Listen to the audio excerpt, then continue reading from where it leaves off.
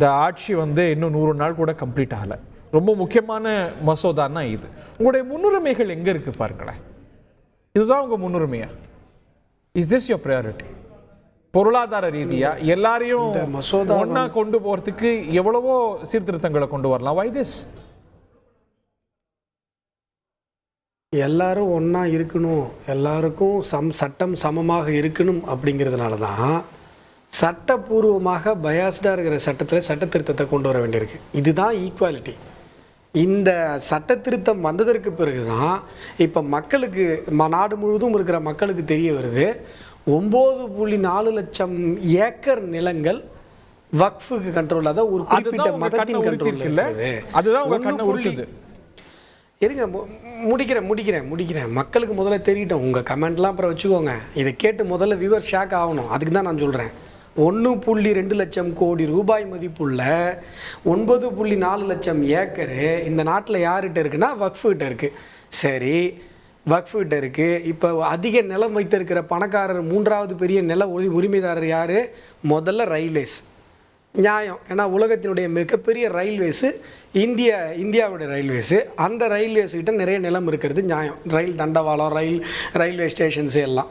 அடுத்தது இராணுவத்திட்ட இருக்கிறது ஆபியஸ், மக்களுக்கு எல்லாருக்கும் தெரியும். அடுத்து யார்கிட்ட இருக்குன்னா வக்ஃபுகிட்ட இருக்குது. மக்கள் யோசிப்பாங்க, ஒரு குறிப்பிட்ட மதத்தினுடைய சொந்தமாக இவ்வளவு பெரிய நிலப்பரப்பு எப்படி இருக்கும் அப்படின்னு சொல்லி இப்போ தான் மக்கள் யோசிக்க ஆரம்பிச்சிருக்காங்க. ஏன்னா காங்கிரஸ் ஆட்சியிலேருந்து இந்த சட்ட திருத்தங்கள், இந்த வக்ஃபுக்கு அதிகாரம் கொடுத்த சட்ட திருத்தங்கள் எல்லாம் மக்களுக்கு தெரியாமலே போயிடுச்சு. இதில் என்னென்னா நீங்கள் கேட்கலாம், சார் இவ்வளோன்னா சொத்து இருக்கட்டும் சார், அவங்களுக்கு உரிமையான சொத்து தானே சார் அப்படின்னு நீங்கள் கேட்கலாம். திருச்சி பக்கத்தில் திருச்செந்துறைன்னு ஒரு கிராமம், 1500 வருடங்கள் பழமையான கோயில் அங்கே இருக்குது. அந்த கிராமம் எனக்கு சொந்தம்னு இப்போ வக்ஃபு சொல்லுது. இது என்ன நியாயம்? நாளைக்கு சென்னை உயர்நீதிமன்றத்திலிருந்து தீவுத்திடல் வரைக்கும் வக்ஃபுக்கு சொந்தம் அப்படின்னு சொல்லி வக்ஃபு அறிவித்தால் அடுத்த நொடி அது வக்ஃபுக்கு சொந்தமாகிவிடும். இதுதான் காங்கிரஸ் கொண்டு வந்திருக்கிற சட்டம். 2013 அமெண்ட்மெண்ட் இப்போ வரைக்கும் அப்படி தான் இருக்குது. இதை மாற்றணுமா வேணாமா? இந்த மாதிரியான ஒரு சட்டம் இஸ்லாமிய சட்டங்கள் நடைமுறையில் இருக்கிற சவுதியிலையோ இல்லை ஓமன்லையோ ஆப்கானிஸ்தான்லேயோ இருக்கான்னு காட்டுங்க. இங்கே இந்த இது பெண்களுக்கான என்ன சட்டம்? அது முத்தலாக் தடை சட்டம் கொண்டு வரும்பொழுது பங்களாதேஷ்லேருந்து அந்த அதிபர், அந்த அம்மா சொன்னாங்க, இப்போ வரைக்குமா இந்த சட்டத்தை உங்கள் நாட்டில் வச்சுட்டு இருக்கீங்க? நாங்கள் இஸ்லாமிக் கண்ட்ரி, நாங்களே எப்பயோ அதை தூக்கி போட்டோம் முத்தலாக் நடைமுறையை, இப்பொழுதுதான் இந்தியாவில் மாற்றப்படுகிறதா அப்படின்னு சொல்லி அந்த அம்மா கேட்டாங்க. அப்படித்தான் மக்கள் கேட்கிறாங்க, இவ்வளவு நாள் ஆயிருக்கா ஒருதலை பட்சமான ஒரு சட்டத்தை மாற்றுவதற்கு இவ்வளவு நாள் ஆயிருக்கிறதா அப்படிங்கிறதா மக்களுடைய கேள்வியாக இருக்கிறது. ஓகே, முக்கியமான சில கேள்விகள் கேட்டிருக்கிறாரு.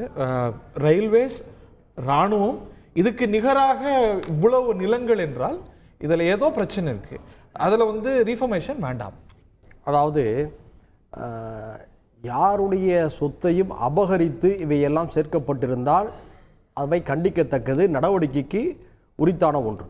ஆனால் கடந்த காலங்களில் முஸ்லிம் செல்வந்தர்கள், ஆன்மீக பணியில் ஈடுபட்டவர்கள் இறைப்பணிக்காக இவற்றையெல்லாம் நன்கொடையாக கொடுத்த இடங்கள் என்பதை நீங்கள் புரிந்து கொள்ள வேண்டும். இரண்டாவதாக, இந்த சொத்துக்களை இதுவரை சேகரித்து பாதுகாத்து வரக்கூடிய வக்ஃபு வாரியத்துடைய சட்டங்களை பலகீனப்படுத்தக்கூடிய வகையிலே இவர்கள் புதிய சரத்துக்களை கொண்டு வருகிறார் என்பதற்காகத்தான் இவற்றையெல்லாம் எதிர்க்கின்றோம். அடுத்து அதில் ஒரு உதாரணம் வந்து இவரும் சொன்னார், அமைச்சரும் சொன்னார், திருச்செந்துறையில் ஒரு ஊரே சொந்தம்னு கொண்டாடுறாங்க. அது எப்படி இருக்க முடியும்? திருச்செந்துறையில் அந்த ஊர் சொந்தமானது என்று சொன்னால் அந்த காலத்திலே அவையெல்லாம் வக்ஃபு வாரியத்தில் அளிக்கப்பட்டிருக்கிறது, முறையான ஆவணங்கள் இருக்கிறது. கோவில் அதை விட பழமையானது இல்ல? வக்ஃபு வாரியத்தில் கோயில் வக்ஃபு சொத்துல இல்ல, மிக தெளிவாக ஆதாரப்பூர்வமாக இருக்கிறது. நாடாளுமன்றத்திலே நாடாளுமன்ற வெளிவிவகாரத்துறை அமைச்சர் தவறான தகவலை தந்திருக்கிறார். திருச்செந்தூர் கோயில் வக்ஃபு சொத்தில் இல்லவே இல்லை, தவறான தகவலை கொடுத்திருக்கிறார். தமிழ்நாடு வக்ஃபு வாரியம் இப்போது மறுத்திருக்கிறது. இப்படிப்பட்ட அவதூறுகளை சொல்லக்கூடாது. ஏனென்று சொன்னால் எந்த அரசியல் கருத்துக்களிலும் மாறுபடலாம், ஆனால் மத நல்லிணக்கத்துக்கு எடுத்து விட்டக்கூடாது. இப்படிப்பட்ட கருத்துக்கள் போகும்போது சாமானிய விவரம் தெரியாத ஒரு இந்து சகோதரர் முஸ்லீம் மீது கோவப்படுவாரா இல்லையா? எனவே தயவு செய்து அமைச்சர் சொன்ன தவறான கருத்தை தமிழ்நாடு வக்ஃபு வாரியம் மறுத்திருக்கிறது. அடுத்து கோவில் இந்த இதுல இல்ல சார், அநியாய படி சார் அது. அப்படி இருந்தா முதல்ல நாங்க தான் சார் அதை வந்து அவங்களுக்கு எடுத்து கொடுப்போம்.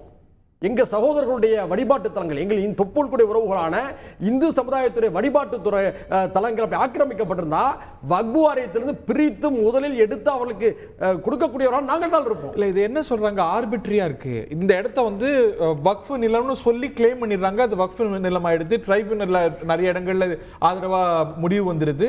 அதெல்லாம் தான் திருத்த போறோம். அதெல்லாம் தான் அதாவது 1954 கொண்டு வரப்பட்ட வக்பு சட்டத்தின் அடிப்படையில், ஆவணங்களின் அடிப்படையில் எதையெல்லாம் உரிமை கோருகிறதோ அவை தான் வக்பு சொத்துக்கள். நன்றாக புரிந்து கொள்ள வேண்டும். நான் பாட்டில் இஷ்டத்துக்கு எனக்கு பிடிக்காதவங்க சொத்துக்கள்லாம் வக்பு சொத்துக்கள் அறிவிச்சா எப்படி சார் ஏற்றுற முடியும்? சட்டம் அப்படி எந்த சட்டமும் இல்லையே. அப்படி எந்த சட்டமும் இல்லை, இவர்களாகவே சொல்கிறார்கள்.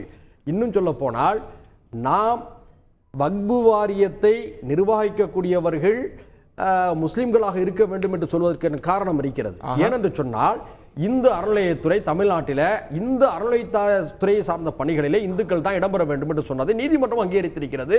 நாமெல்லாம் அதை வரவேற்றோம். ஏனென்று சொன்னால், இந்து ஆன்மீக பணிகளுக்காக அறநிலையத்துறை இருக்கும்போது இந்து மத கடவுள்களை மறுக்கக்கூடியவர்களோ அல்லது முஸ்லீம்களோ கிறிஸ்தவர்களோ போனா அதில் பணிகள் ஒழுங்காக நடக்குமா? நீதிமன்றமே இதை கேட்குது. அஸ்வஸ்தாமன், இதுல என்ன கொண்டு வர்றீங்க?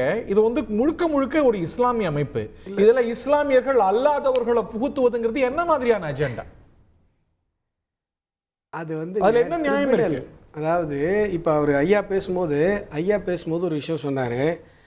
இது மாதிரி ஏதாவது தவறாக அடுத்தவர் சொத்தை ஆக்கிரமிப்பதற்கான நடவடிக்கைகளில் வக்ஃப் ஈடுபட்டிருந்தால் அதன் மீது நடவடிக்கை எடுக்க வேண்டும். எங்க போய் நடவடிக்கை எடுப்பீங்க? ட்ரைபியூனல் இருக்கு, அதுக்கு மேல கோர்ட்டுக்கு போலாம். யார் ஆக்கிரமித்தார்களோ அதே வக்ஃப் கிட்ட தான் போய் நடவடிக்கை கேட்கணும். கோர்ட்டுக்கு போனது இல்ல. யார் ஆக்கிரமித்தார்களோ அவங்கள்ட்ட போய், ஐயா நீங்க ஆக்கிரமிச்சிருக்கீங்க, ஐயா என் நிலத்தை கொடுங்க ஐயா அப்படின்னு சொல்லணும். கோர்ட்டு தலையிட முடியாது. இப்போ கோர்ட்டு தலையிடணும்னு சொல்லியிருக்கு. அதே போல இஸ்லாமியர்கள் அப்படி ஏதாவது நீங்க பேசும்போது நான் அமைதியா இருந்தேன் இல்லையா? நீங்க பேசும்போது நான் அமைதியா இருந்தேன் இல்லையா? கொஞ்சம் எனக்கு பேச விடுங்க. நடவடிக்கை எடுக்கணும்னு சொன்னா யார் ஆக்கிரமித்தார்களோ அதே வக்ஃபு கிட்ட போய் மக்கள் முறையிட வேண்டும். அது ஒரு மோசமான ஒரு நடைமுறை இருந்து கொண்டிருக்கிறது. ஒன்று. ரெண்டாவது, நீங்கள் அந்த முஸ்லீம்களை வந்து இல்லாமல் இந்துக்கள்லாம் அனுமதிச்சிட்டாங்க அப்படின்னு சொல்கிறீங்க. அதாவது இதை விசாரிக்கிறதுக்காக ஒரு ட்ரிபுனல் இருக்குது அப்படின்னு சொன்னால் அந்த ட்ரிபுனலில் ஒரு எம்பியோ மக்களால் தேர்ந்தெடுக்கப்பட்ட உறுப்பினர்களோ அதில் உள்ள சேர்க்கப்படுகிறாங்க.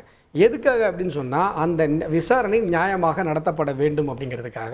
ஒன்று. ரெண்டாவது, இதில் வந்து எந்த டாக்குமெண்ட்டும் இல்லாமல் ஓரல் டிக்ளரேஷன் அடிப்படையில் ஓரல் கேக்குதா? கேக்குது. இந்த கவுன்சில்ல வந்து கொண்டு வர்றீங்க. ஓரல் டிக்ளரேஷன் அடிப்படையில் வக்ஃபு ப்ராப்பர்ட்டியை சேர்க்க முடியும்னு சொல்லி இதுக்கு முன்னாடி இருந்தது. இப்போ என்ன சொல்றாங்க? கிடையாது, நீ டாக்குமெண்ட் காட்டு, வக்ஃபு நாமா காட்டினா மட்டும்தான் உள்ள சேர்க்க முடியும்னு சொல்றாங்க. ஒன்று. ரெண்டாவது, நீங்க எல்லாம் நேச்சுரல் ஜஸ்டிஸ் அப்படின்னு சொல்லி கேள்விப்பட்டிருப்பீங்க. இப்போ ஹரி அவர்களுக்கு சொந்தமான நிலத்தை அரசாங்கம் எடுக்குதுன்னு வைங்களேன், உங்களுக்கு ஒரு நோட்டீஸ் கொடுக்கும், இந்த மாதிரி உங்கள் நிலத்தை நாங்கள் எடுக்கிறோம் அப்படின்னு சொல்லி. ஆனால் இந்த திருச்செந்தூரில் என்ன நடந்தது? அந்த விவசாயி நிலத்தை விற்க போறாரு. அவருக்கு அப்போ வரைக்கும் தெரியல அந்த நிலத்தை வக்ஃபு எடுத்தது. அங்கே போய் ரிஜிஸ்ட்ரேஷனில் நிற்கும் போது தான் சொல்லுது, இல்லை இந்த லேண்டுக்கு நீ ஓனர் இல்லை, வக்ஃபு ஓனர்னு. இன்னொன்று சொன்னார், அந்த கோயில் அந்த வக்ஃபிலே இல்லை, அதை வக்ஃபு இப்போ மறுத்திருக்கிறது, அமைச்சர் தவறான தகவலை சொல்லிவிட்டார்னு. ஐயா, அந்த திருச்செந்தூரை பிரச்சனை நடந்தப்போ வக்ஃபை சார்ந்தவர்கள் பிரஸ் மீட் கொடுத்தாங்க. அதை போய் பாருங்க, தெளிவாக சொல்லியிருக்காங்க. அங்கே கோயில் இருப்பது உண்மை, அது 1500 வருடங்கள் பழமையானது உண்மை, அந்த நிலம் அந்த ஊர் முழுதும் வக்ஃபுக்கு சொந்தமானது என்பதும் உண்மை, அந்த கோயில் தொடர்வதற்கு அனுமதிக்கப்பட வேண்டும் என்று தான் அவர்கள் சொன்னார்களே ஒழிய, யார் இவங்க 1500 வருடங்களுக்கு முன்பான கோயிலை தொடர்றதுக்கு அனுமதிப்பாங்களாம். இந்த நாட்டுக்கு 800 வருடங்களுக்கு முன்பாக தான் இஸ்லாமியர்களே வந்தாங்க. ஆனா அவங்க 1500 வருடங்களுக்கு முன்பாக இருக்கிற கோயிலை பெருந்தன்மையா அனுமதிப்பாங்க. அவங்க பிரச்சனை பண்ணா நீங்க ஐயா, நான் இல்லடா உண்மையை பேசுறேன், நீங்க வந்து தப்பா சொல்றீங்களே.